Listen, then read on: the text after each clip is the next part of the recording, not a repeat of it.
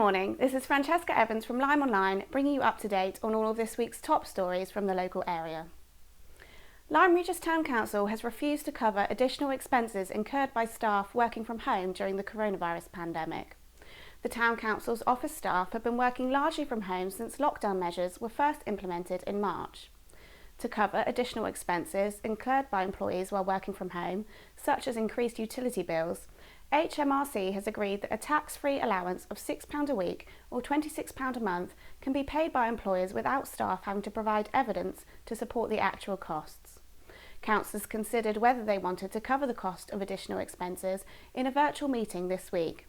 During a fractious debate, Senior Council Officer Adrienne Mullins made an impassioned plea to councillors, saying that none of the staff had chosen to work from home and they had put in extra hours to maintain council services during the pandemic. But councillors eventually voted against paying for the additional expenses, meaning employees will now have to provide evidence of costs incurred and make a claim direct from HMRC. Town councillors have also rejected a suggestion that the Car Road in Lyme Regis should remain closed to vehicles either permanently or during the summer months. Dorset Council implemented a temporary traffic order to close the Cart Road to vehicles, other than for resident access, deliveries and maintenance, over the summer months to allow more space for social distancing. It is planning to reopen the road at the end of this month, meaning disabled blue badge holders will once again be allowed to park on the seafront.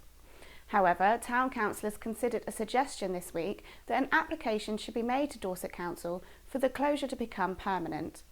Councillors were fairly evenly split on the subject, with some describing the ability to park on the seafront as a lifeline for disabled residents, while others suggested it was dangerous for pedestrians. Veteran councillor Stan Williams said he couldn't believe the council was considering permanently closing the road, describing it as a crime against Lyme Regis residents. It was eventually agreed not to make the application to Dorset Council, and the Cart Road is now expected to reopen to traffic as normal at the end of the month. The Marine Theatre in Lyme Regis received a lifeline of £50,000 as the government announced its second round of the Culture Recovery Fund this week. This round of funding totalled £76 million for 588 organisations across the country, and the Marine Theatre, which has remained largely closed since March, was one of 5 cultural gems in Dorset to receive a share of £490,000. The announcement came after Lyme Regis Museum received £60,000 in the first round of funding. Marine Theatre Director Gabby Rabbits said the grant would help them provide the whole community with enjoyment at a time when culture was needed more than ever. The theatre is now planning some autumn screenings before a full reopening in spring next year. You can support the Marine by donating to its reopening fund at the website shown on screen now. The RNLI will not be fundraising at the usual Christmas Day swim in Charmouth this year due to the coronavirus pandemic. The traditional Christmas Day dip has been held for more than 45 years in Charmouth and has only ever been called off due to dangerous sea conditions. It usually attracts hundreds of swimmers in fancy dress and has raised thousands for the RNLI over the years. But ongoing COVID-19 restrictions has led the Lyme Regis and Charmouth Lifeboat Supporters Group to make the decision not to promote or fundraise at the event this year.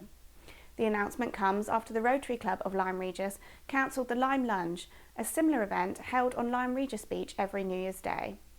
While both the Lifeboat Supporters Group and Rotary Club recognise that they cannot stop people from going into the sea on Christmas Day or New Year's Day, swimmers do so at their own risk and should note there will be no officials or lifeboat crew members on the scene.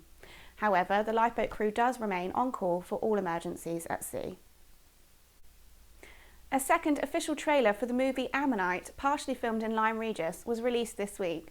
The trailer shows Oscar-winning actress Kate Winslet playing Lyme Regis's famous 19th century fossil hunter Mary Anning as she develops an intense bond with another woman, Charlotte Murchison, played by Saoirse Ronan. This second glimpse at the movie reveals more scenes filmed on local beaches and in the Belcliffe area of Lyme Regis in March 2019. It was released as Ammonite closed the British Film Festival and a preview screening was held at 300 cinemas across the UK. Here's a clip. Days it took to dig it out, clean it.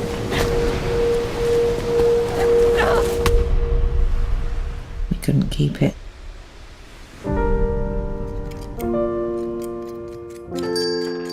Cornu Ammonis? Ammonite. Your skills are legendary. I was under the impression that fine London gentlemen were no longer interested in my relics. Fashion moved on. My wife hasn't been at all well of late. What a wonderful opportunity it would be for her to walk the shoreline with you, learn from you. I'm not looking for an apprentice. I would be able to pay a premium for a private audience. Your husband paid me to take you out with me. My husband. Your husband left you.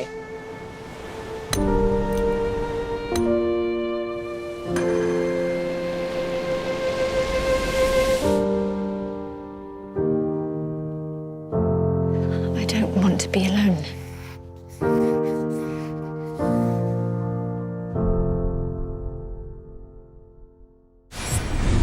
And now for sport. Local cricketers could be playing in a new 2020 midweek tournament next season.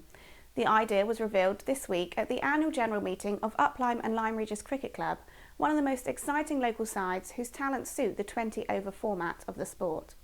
Chairman Steve Beattie is sounding out local cricket clubs to see if they would support the idea and is also looking for a potential sponsor.